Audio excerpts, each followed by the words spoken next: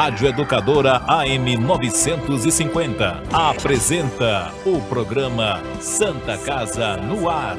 Um informativo da Santa Casa de Sobral, que há 90 anos vem promovendo saúde para toda a zona norte do Ceará. Santa Casa no Ar.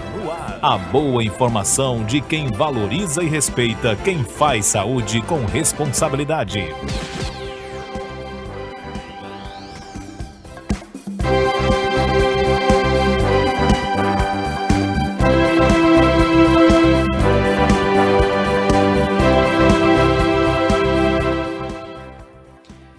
Bom dia, ouvintes da Rádio Educadora, bom dia Sobral e toda a Zona Norte. São 7h04. A partir de agora, a Educadora, a Rádio da Família Sobralense, apresenta o programa Santa Casa no Ar.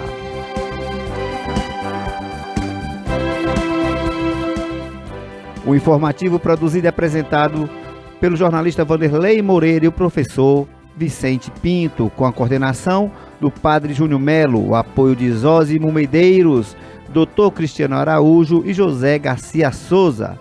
Sob a bênção do nosso bispo Dom Vasconcelos, a direção técnica de Carlito Gomes. E aí, nesta mesa de som, passando todo este som livre e maravilhoso, ele, J. Alberto.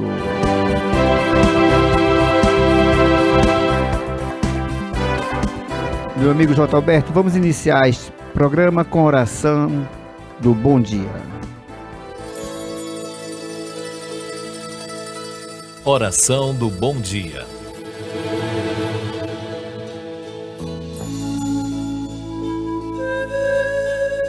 Ao amanhecer, renovam-se as nossas esperanças. A luz ilumina a terra e aquece todos os seres. Sabemos que temos mais uma etapa em nossa caminhada. Com fé e muito entusiasmo, inicia este dia. Ele é um presente de Deus para nós. Bom dia. Estamos apresentando o programa Santa Casa no Ar. O pai do Ronde, o senhor Raimundo Maria, sua mãe Roseni, também a dona Raimunda Aranegue e todos que estão na nossa audiência. Um abraço a todos. Como eu falei no segundo bloco, vamos aí para a nossa vinhetinha, J. Alberto, falando de gestão. De gestão. Agora, no programa Santa Casa no Ar, um diálogo com a direção do hospital. Ligue, participe e colabore para construir uma Santa Casa melhor. Ok, J. Alberto, obrigado aí pela vinheta. No nosso estúdio já está o Zósimo Medeiros, nosso diretor administrativo, e nós sequenciamos aqui a nossa pauta, a princípio em dois momentos, que é a expansão da Santa Casa de Infraestrutura e a humanização do hospital, onde o foco principal é o paciente, ok? Pois é, então é nesse momento e também ao final vamos falar também do ProExMAS, né, que é importante. E hoje, os Osmos, já aqui pegando esse gancho, tivemos que o crédito para os hospitais que prestam serviço ao SUS tem novas condições, né, já está aqui, que a Caixa Econômica oferece a partir desta semana, novas condições para a linha de crédito destinada à Santa Casa, hospitais e entidades filantrópicas, ok? Então, nessas três perspectivas, vamos falar aqui a expansão da infraestrutura, a humanização e a saúde financeira do hospital, podemos dizer assim. Bom dia, Zósimo, seja bem-vindo, é um prazer recebê-lo no bloco, no quadro Falando de Gestão. Bom dia, vamos começar então pela infraestrutura, né? Nós tivemos agora 2 inaugurações, que uma foi do Centro de Material e Esterilização, que vem complementar, digamos assim, um setor que há muito tempo necessitava de uma, eu diria assim, não uma reforma somente, mas ela tinha sido construído, havia mais de 50% que faltava concluir, e o Padre Júnior, nós nessa gestão tomamos a decisão de concluir e tivemos o prazer de inaugurar agora no último dia 17. Né? A central de material e esterilização, ela serve, na verdade, ao centro cirúrgico, tanto que nós fizemos dentro do fluxo interno, do processo interno e do fluxo mesmo físico, inclusive um elevador interno que desce com material contaminado para a área suja, para que ele seja lavado, em seguida encaminhado para todo o processo. Recebemos também uma lavadora agora ultrassônica, né, que vai servir também ao setor. Infelizmente a gente já tinha inaugurado o setor quando a lavadora chegou logo em seguida, mas de qualquer forma é um anúncio bom, é aqui uma boa notícia para a Santa Casa. Um outro setor foi um bloco administrativo que na verdade foi feita uma reforma e revitalização. A gente chama não só reforma, mas também revitalização, porque a gente fez uma série de adequação no local, adequações, para receber alguns setores, como faturamento do SUS, gerência de risco, o setor de comunicação social, escritório da qualidade, a epidemiologia, vigilância epidemiológica, enfim, a parte de setor de engenharia civil, de engenharia, vamos dizer assim, de manutenção predial com engenheiro civil, engenheiro elétrico. Enfim, foi uma notícia muito boa, assim, uma realização muito boa. Mas o bom falar é que nós temos aí para frente ainda, e foi dito isso lá no nosso discurso, que nós temos ainda assim uma série de inaugurações para o futuro. E aí eram essas inaugurações que eu queria falar, não da inauguração em si, mas dos projetos, né? Então eu vou fazer um passeio aqui ali pela Santa Casa, pelas obras, bem rápido aqui. Sim. Passando ali pela pediatria, que nós vamos inaugurar dentro de um mês, a nova pediatria. Essa nova pediatria vai permitir um atendimento mais humanizado. É interessante lembrar que toda a área foi literalmente revitalizada, com mudança de toda a estrutura física que existia naquele local. Hoje todo o piso é de porcelanato, nós estamos trazendo um novo padrão para a Santa Casa, para os prédios que nós estamos construindo. Mas mais importante também lembrar é que dentro dessas obras, nós tomamos aí digamos assim, uma decisão de buscar profissionais para fazer adequações e organização dos circuitos elétricos, como de fato deveria ser. Aí alguém pergunta, mas não era assim? Bom, a Santa Casa tem 90 anos de idade, né? Então o que foi feito há 30, 40 anos atrás ainda perdura, ainda existe por lá. E não são adequados para o que existe hoje, né? Para as normas, digamos assim, as NDR que existe hoje, não são adequados, inclusive, sobretudo, para o que nós falávamos há pouco, para a segurança mesmo das pessoas, do patrimônio da nossa casa, que não é, as pessoas imaginam, patrimônio é a coisa física, não também. Somos nós, as pessoas, os pacientes, os funcionários, os usuários, enfim. Então, a adequação elétrica, toda a organização com caixa de distribuição específica para cada setor, para que a gente possa identificar os circuitos elétricos com mais segurança. A pediatria conta com toda uma mudança também no piso, todo no porcelanato. Então vai ser assim algo extremamente humanizado para as nossas crianças que serão internadas lá futuramente, né? Em seguida a gente passa ali, nós vamos para o setor logo acima, que é o Centro de Parto Normal, que é um projeto que é financiado pelo Ministério da Saúde com contrapartida, e aí a contrapartida maior é da Santa Casa mesmo, tudo isso que eu estou falando tem recurso já assegurado, depositado, enfim. O Centro de Parto Normal ele vai permitir também um parto humanizado, né? Ele é uma extensão da nossa maternidade. Isso é uma política do Ministério da Saúde para que a gente diminua, digamos, os partos cesárea e aumente os partos naturais. E lá vai ter todo um processo que permite, inclusive, a estimulação da gestante para que ela seja induzida ao parto, digamos assim, um parto normal. Muito interessante, setor muito bonito quando tiver todo equipado. Ontem já chegou a banheira dela, até banheira tem. No caso, se for necessário, o famoso parto na banheira, que é um parto, digamos assim, talvez o mais natural possível. E aí, passando ali para frente um pouquinho, nós estamos ali já, eu acredito que já em quase 50% da obra da Casa Mata, que a gente já teve a oportunidade de falar aqui. Antes a gente falava como projeto, hoje a gente fala como ação, execução, que é um setor onde vai abrigar o acelerador linear, que também vai ser adquirido 100% pelo Ministério da Saúde. O acelerador linear, todo mundo já sabe, é um equipamento de extrema, digamos assim, ele custa em torno de 4 milhões de reais. É um equipamento doado 100% pelo Ministério da Saúde para tratamento de tumores cancerígenos, ou seja, específico para oncologia. Essa Casa Mata, ela é um bunker, que a gente chama, que é uma casa que abriga para abrigar esse equipamento, ele está sendo usado 58 toneladas de ferro somente para a construção deste abrigo. É assim, é uma construção que particularmente eu nunca tinha visto nada igual. Com isso, a gente passeia um pouquinho mais, a gente vai entrar na reforma da oncologia, do setor oncológico. Com a reforma da oncologia, nós vamos receber um outro equipamento, que é a bracterapia. Então, com tudo isso pronto, lembrar que a gente vai se tornar uma referência em tratamento oncológico aqui na região norte. Talvez, e aí a gente pretende, claro, querendo ser sempre melhor, mas a gente se igualar ao que existe hoje em Fortaleza, né? Sem citar nomes, mas nós temos ICC, tem CRIO, enfim, as referências que nós temos ali.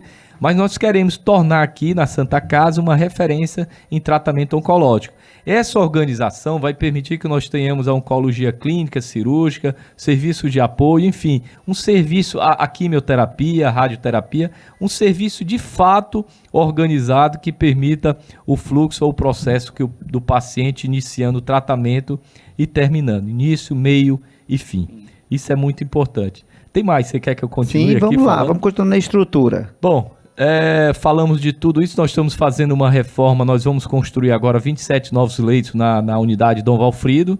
Esses 27 novos leitos deve ter, já iniciou porque já houve a desocupação, está na fase de demolição. A previsão é que isso, dentro do contrato, nós vamos esperar que seja terminado em no máximo 7 meses por conta do espaço. Obra em hospital sempre é muito complicada porque é como se você tivesse fazendo uma obra no avião em pleno voo, né? A gente não tem como parar atendimento para começar uma obra. A gente tem como fazer adequações e mudanças ali.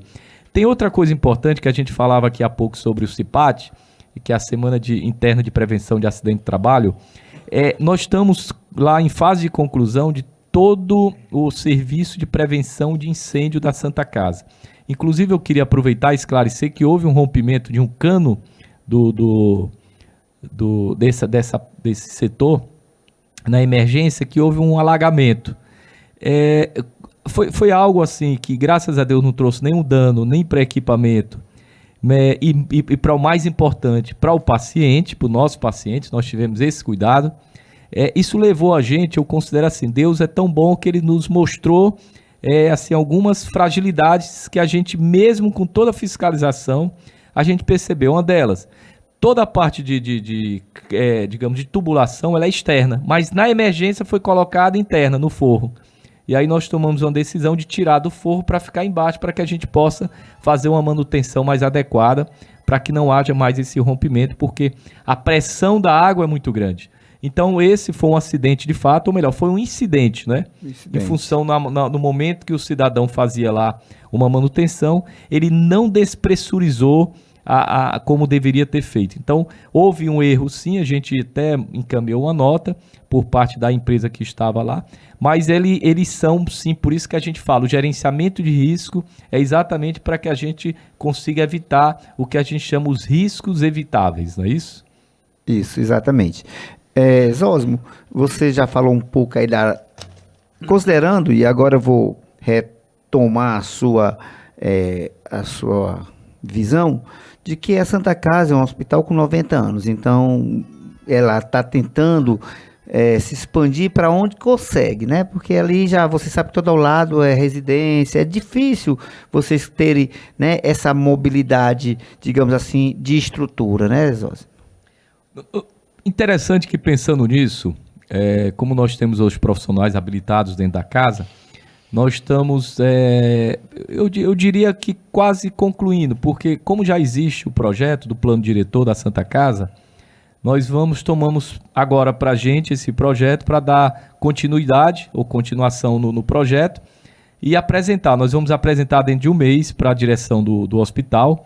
Esse plano diretor é exatamente um projeto que nos permite dizer para onde eu posso crescer e de que forma eu posso crescer, digamos assim, de forma sustentável. Esse plano diretor ele só é um plano, ele só é um projeto. E aí a gente vai, aos poucos, a gente já sabe, por exemplo, onde eu posso construir um novo bloco cirúrgico. Falar nisso, eu queria até aqui informar que, considerando que nós temos uma sala de recuperação, eu queria entrar aqui já na gestão, né? Uma sala de recuperação que vive extremamente adensada pelo volume de pacientes que nós recebemos em 2 portas de entradas das nossas emergências, a nossa emergência clínica, digamos, traumatológica, neurocirúrgica, com uma série de perfis. Além dela, ainda tem emergência de alto risco da obstetrícia, que a gente não recebe somente o alto risco, a gente recebe inclusive o parto habitual, que não deveria receber. Entendam bem, não deveria receber. A rede ela é organizada para que os municípios vizinhos possam realizar esses procedimentos. Então, com isso, nós vamos, por conta disso e por conta do adensamento, houve uma autorização agora, na última reunião, para a gente fazer uma revitalização, uma reforma no centro cirúrgico, onde vai permitir que se tenha uma sala de recuperação específica para obstetrícia. Isso vai desafogar muito. A outra notícia boa é que também nos foi dado carta branca, digamos assim, autorização, para a gente construir lá um setor que é de extrema relevância, que é a gestão de leitos. A gente chama de gerenciamento de leitos hospitalares. O que é isso? Para que a população entenda. Nós vamos ter pessoas, uma equipe, no leito do paciente, gerenciando cada um daqueles leitos. O que seria isso? Um paciente, quando ele entra para fazer um determinado procedimento, ele tem que ter ali previsto uma média de permanência naquele leito. Ele não pode passar, por exemplo, vamos especificar aqui uma hérnia umbilical, alguma coisa assim. Eu não sei exatamente qual o CID, mas e não sei também prever qual a média de permanência. Mas vamos, de forma hipotética, falar.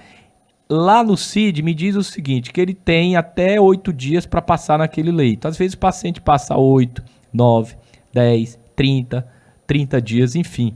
Procedimentos simples que podiam ser resolvidos.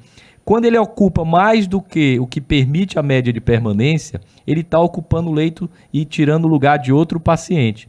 Então essa pessoa é para agilizar o atendimento daquele paciente. Por exemplo, esse paciente está necessitando de uma tomografia, ele tem que ser feito imediato.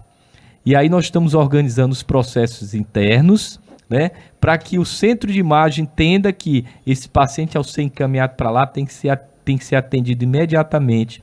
Essa pessoa irá provocar de forma... A provocação aqui que eu falo é positiva. Provocar o médico, o doutor responsável, para que após o exame ele vá lá imediatamente para fazer, digamos assim, a visita clínica ao paciente, para determinar digamos assim, o tratamento, se vai continuar, se vai dar alta, se vai isso, se vai aquilo. Isso vai agilizar muito. Isso para a gente vai ser uma revolução, e acreditem, vai ser algo fora do comum na Santa Casa, e a gente vai poder rodar mais nossos leitos e com isso atender melhor nossos pacientes. Então, é só lembrando, a gente continua e vai continuar buscando melhoria, sempre pensando na nossa figura principal e central, que é o nosso paciente. Pronto, já que você tocou nesse assunto, nós vamos aí pegando esse gancho e falar desse momento da humanização do hospital e a presença constante da direção. Em qualquer situação, seja promovido os eventos pelo grupo de humanização ou pela responsabilidade social, estamos sempre vendo a presença da direção, ou você, ou o Padre Júnior, ou o Garcia, ou todos, né? Temos aí só para outubro, que é um mês que realmente é muito movimentado, é o mês da criança, e tem outubro rosa. E a gente percebe como vocês estão presentes e apoiam todas as iniciativas. Eu falo só de eventos, né? Por trás há todo um complexo, o cuidado especial com o paciente, do atendimento, não é isso, Zózimo? Sem dúvida, eu acho importante que qualquer ação, eu tenho dito nas nossas reuniões, e o Padre Júnior tem falado isso de uma forma, digamos, com muita autoridade. Se não houver apoio da alta gestão, nada acontece. E o Padre Júnior, ele apoia, na verdade, todas as coisas boas que a gente tem levado para a Santa Casa. E é muito forte ali a questão da humanização, sobretudo quando se fala dos eventos. Os eventos, eles não são festas. É bom que a gente diga, não são comemorações. Os eventos, na verdade, eles buscam, de uma certa forma, criar um ambiente onde se possa começar ali a conscientização. Por exemplo, Outubro Rosa, teve agora o Dia das Crianças, tem agora o Novembro Azul, que é o mês dos homens, que a gente, eu acredito não, o Vanderlei com certeza vai trazer aqui médicos, profissionais para conscientização da prevenção do câncer de próstata. E aí, quando me chama a atenção na Santa Casa, me chamou quando eu aqui cheguei, é que isso aqui é muito forte. Isso é muito forte, isso é muito bom, porque a gente tem aí um nível de conscientização muito grande. Isso leva a gente a ver o seguinte, que o processo de humanização também trata não só o paciente, mas trata também um funcionário. E interessante que nós recebemos, teve um evento agora das faculdades INTAs, que houve, na verdade, um reconhecimento. Mas o interessante mais, aí eu queria parabenizar aqui quem teve, digamos assim, quem foi iluminado para escolher as pessoas para receber essa homenagem, é que eles escolheram as pessoas chaves de fato. Escolheram as duas irmãs, né, a irmã Laíde e a irmã Celestina, a dona Francisquinha e o padre Raimundo. Isso. E o padre Júnior, que é a liderança que está à frente de tudo isso. Por que eu falo dessas pessoas? Porque se você olhar aí 1400 e alguma coisa, quando remonta aí da criação das Santas Casas... 1498. 1498, quando remonta aí a criação das Santas Casas em Portugal, a gente lembra que inicialmente a Santa Casa ela fazia somente acolhimento. Ou seja, qual é o princípio básico da humanização? Acolher. A caridade. Então, eles acolhiam com humanização. Então, não se engane, a Política Nacional de Humanização, institucionalizada pelo Ministério da Saúde, ela tem aí os precursores aí, já de muitos e muitos anos, e que foi institucionalizada com a criação das Santas Casas, que hoje a gente já está fazendo assistência, mas inicialmente o objetivo dela era esse. Então, eu parabenizo misericórdia aqui. Sim. Né? Então, assim, os religiosos que foram homenageados foram, de fato, justamente homenageados, e aqui eu parabenizo. Ok. Falamos já da humanização e agora vamos falar para a parte, né, importantíssima e que os nossos ouvintes ficam, como é que está a Santa Casa, como é que está a saúde financeira da Santa Casa, os investimentos da Santa Casa, porque eu queria, talvez essa notícia é muito nova, o crédito para os hospitais que prestam serviço ao SUS está aqui, bem novinha, dia 27, né? E que vai mudar, o prazo máximo para os pagamentos do crédito foi ampliado de 84 para 120 meses, aí, que bom. O crédito pode ser contratado com até 6 meses de carência e as taxas variam de acordo com o perfil do cliente e a estrutura da operação. Também foi ampliada a margem de consignação de 30% para 35%. Para este ano, a Caixa vai destinar 800 milhões para a linha de crédito, com previsão de incremento em 2017. Atualmente, né, os recursos aplicados pelo banco nesse tipo de crédito são 2 bilhões e meio, né? Então, aproveitando aí, como é que está hoje a saúde financeira da Santa Casa? Algum tempo atrás você veio aqui e disse que vocês estavam quase equacionando, porque a Santa Casa, vez por outra, está no olho de furacão por conta da questão da gestão. E hoje mesmo? Hoje eu diria o seguinte, nós temos uma situação, a despeito das outras Santas Casas, mas sobretudo das unidades hospitalares no Brasil todo, e vocês têm visto aí no Bom Dia Brasil, a situação dos hospitais da saúde em Brasília, precária. Eu ainda digo que a Santa Casa está muito bem, obrigado. E acredita, a gente não consegue fechar nossas contas todo mês. A nossa dívida ela é muito pequena, mas a gente não consegue. A gente tem várias campanhas, tem o Doe com Misericórdia. Lembrando que a gente tem 2 portas abertas, a gente atende além da nossa capacidade instalada. Eu tenho uma prateleira enorme de procedimentos que eu não posso cobrar, porque o meu teto financeiro só permite cobrar até um tanto X. Mesmo assim, a gente vem conseguindo pagar nossas contas, e aqui e acolá está ficando claro aí, a gente chama de dívidas do exercício anterior, do mês anterior, que a gente vem passando para frente, mas não vem virando uma bola de neve, não.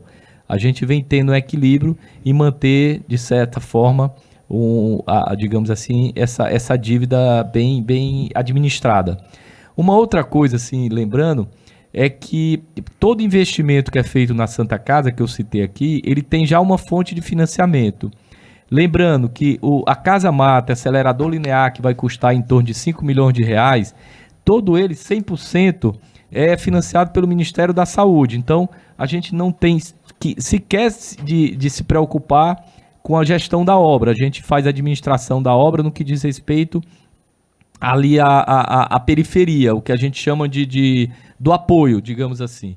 Mas todos os outros recursos, ou tem a contrapartida da Santa Casa e parte do Ministério da Saúde, ou toda ela foi financiada com a última feira que nós tivemos da Receita Federal, que foi destinada para, por exemplo, a reforma da pediatria e alguns outros setores ali dentro da Santa Casa. Então a gente não mexe no recurso de custeio, que a gente chama custeio finalístico. Eu queria fazer um esclarecimento com relação a esse recurso da Caixa Econômica, que o Vanderlei acabou de citar, que na verdade esse recurso, Vanderlei, ele é uma liberação de crédito, mas que ele é facultado a gente a opção ou não de pegar esse recurso. É um empréstimo. É um empréstimo. Eu diria assim, eu não quero. Eu diria assim, por mim, eu particularmente, não acho bom que a gente nunca mais...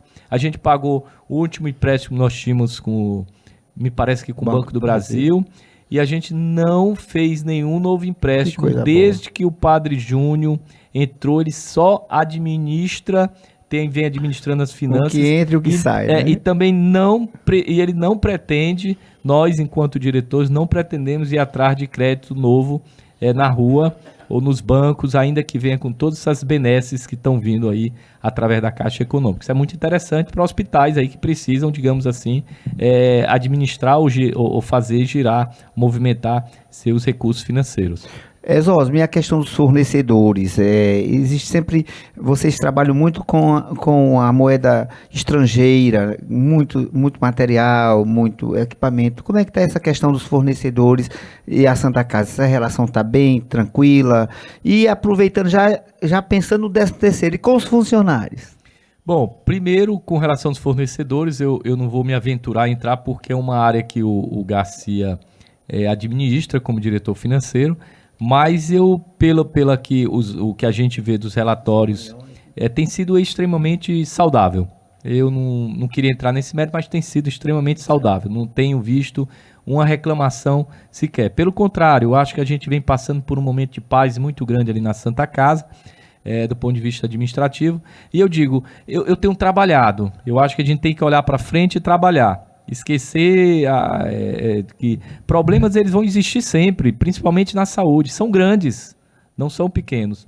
E a outra pergunta que você me fez foi sobre... Já pensando no 13º, se aproximando, a saúde financeira aí para os funcionários. Tá? Já foi pago a primeira parcela, né? E nós já temos a segunda parcela garantida, né? Para pagamento do 13º dos funcionários. Isso é muito bom. Já está provisionado o recurso para o 13º dos funcionários. Então, assim, se nossos funcionários, nossos colaboradores estiverem nos ouvindo, fique tranquilo que vocês vão ter direito ao peru do Natal e toda essa regalia que o 13º permite. Ok.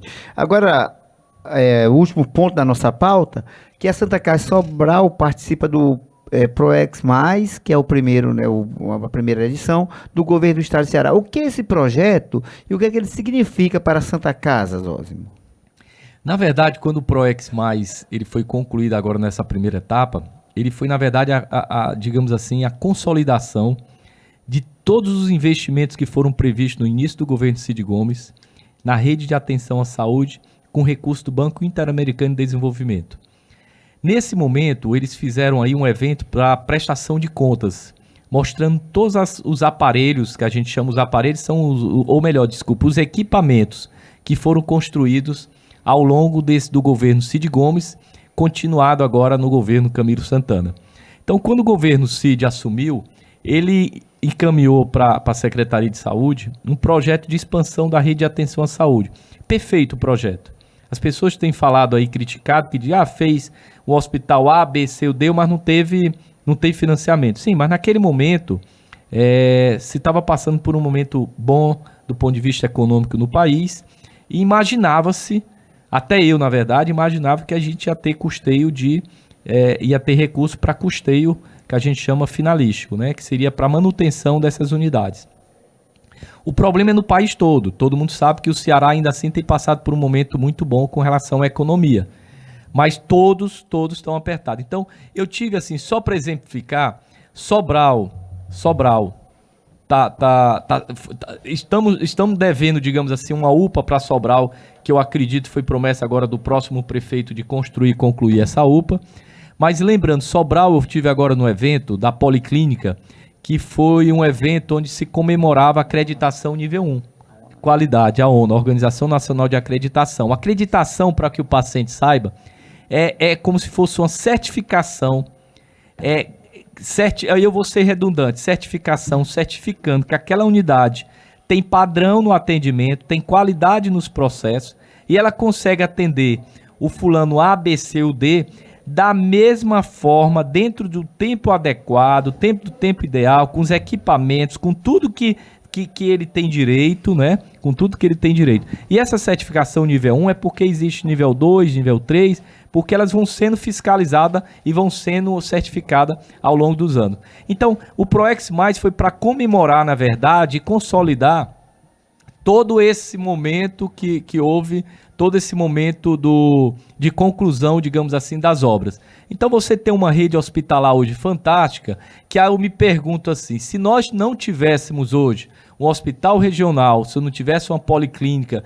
se eu não tivesse o CEL, Centro de Especialidade Odontológica, se nós não tivéssemos uma série de outros empreendimentos e aparelhos aí por todo o estado, na região do Cariri, eu fico imaginando como estaríamos hoje com os nossos pacientes. Emergência extremamente adensada.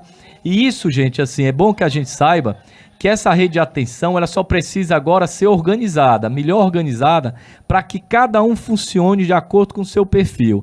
Isso sim está faltando, isso é uma promessa do secretário de Saúde, Henrique Javi. A Santa Casa ganha com isso porque no momento que se organizar essa rede, nós vamos receber na nossa emergência, tanto na obstétrica como na emergência clínica, somente o paciente que é nosso perfil. E aí, quando eu recebo somente o paciente que é meu perfil, eu tenho condição de dar um tratamento melhor. Com esse adensamento, eu parabenizo aqui todos os profissionais da Santa Casa que se vira nos 30 para atender todo e qualquer paciente que entra, mas assim, a gente não consegue dar o atendimento adequado como reza o processo de qualidade hospitalar. Ok. E finalizando a última pergunta, o que é que a Santa Casa espera, os gestores esperam do relacionamento com o novo prefeito eleito, Ivo Gomes, já que o recurso da Santa Casa depende tanto, né, dessa mediação da prefeitura?